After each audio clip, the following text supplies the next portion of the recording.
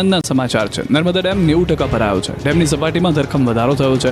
12 કલાકમાં 16 સેન્ટીમીટર જળ સપાટી વધી છે અને સિઝનમાં પ્રથમવાર જળ સપાટી 136 મીટરને પાર થઈ છે. નર્મદા ડેમની સપાટી 136.08 મીટર પર પહોંચી ગઈ. ડેમની મહત્તમ સપાટી 138.68 મીટર છે. તો સિઝનમાં પ્રથમવાર ડેમના 23 દરવાજા ખોલાયા છે. ઉપરવાસમાંથી 4,60,291 ક્યુસેક પાણીની આવક છે અને નર્મદા નદી બે કાંઠે વહેતા તંત્ર એલર્ટ થયું છે. હવે ડેમની મહત્તમ સપાટી પર પહોંચવામાં માત્ર 2.06 મીટર બાકી છે, જેને કારણે હેઠવાસના ભરૂચ, નર્મદા અને વડોદરાના 27 ગામોને એલર્ટ કરવામાં આવ્યા છે.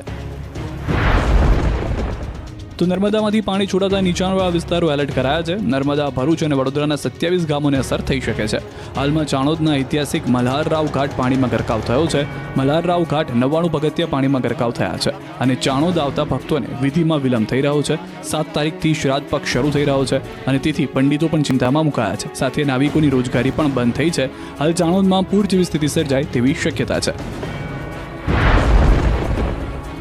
આ તરફ ભરૂચમાં પણ નર્મદા નદીની સપાટીમાં વધારો થયો છે, જેને લઈને ભરૂચ જિલ્લા પોલીસ અધિક્ષકે સ્થળની મુલાકાત લીધી અને સરપંચ, તલાટીઓ, તાલુકાના પોલીસ અધિકારીઓને સૂચના આપી હતી.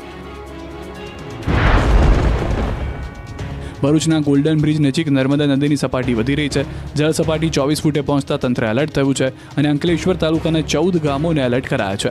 વહીવટીતંત્ર દ્વારા સતત નીચાણવાળા વિસ્તારોમાં મોનિટરિંગ કરવામાં આવી રહ્યું છે. પોલીસ અને વહીવટીતંત્ર રાતથી જ એલર્ટ મોડ પર છે. ગોલ્ડન બ્રિજના આકાશી દ્રશ્યો સતત વરસાદને કારણે નર્મદા નદીમાં પૂર જોવા મળી રહ્યું છે. ભરૂચ, નર્મદા, મૈયા અને ગોલ્ડન બ્રિજના આકાશી દ્રશ્યો જુઓ આપ. 2 દિવસથી વરસી રહેલા સતત વરસાદને કારણે ભરૂચ શહેર નર્મદા નદીમાં પૂરની પરિસ્થિતિ સર્જાઈ છે.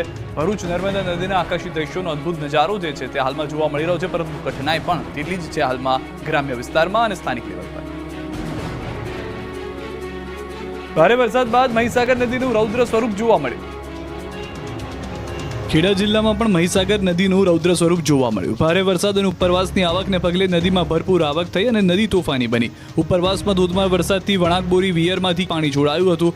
વણાકબોરી વિયર પણ ઓવરફ્લો થઈ ગયો હતો. વણાકબોરી વિયરમાં રૂલ લેવલ કરતાં ઉપરથી પાણી વહી રહ્યું છે. પાણીનું સ્તર વધતા વણાકબોરી વિયરમાંથી નદીમાં પાણી છોડાયું તો મહીસાગર નદીમાં પાણી આવતા પૂરની સ્થિતિ છે, જેને કારણે ખેડા જિલ્લાના નદી કાંઠાના 30થી વધુ ગામડાઓને એલર્ટ કરાયા. હાલમાં 3.47 લાખ ક્યુસેક પાણી નદીમાં છોડાઈ રહ્યું છે અને વધુ પાણીનો પ્રવાહ હોવાથી મહીસાગર નદી પર આવેલ ગ્રતેશ્વર અને ડેસરને જોડતો કોઝવે બ્રિજ બંધ કરવામાં આવ્યો છે.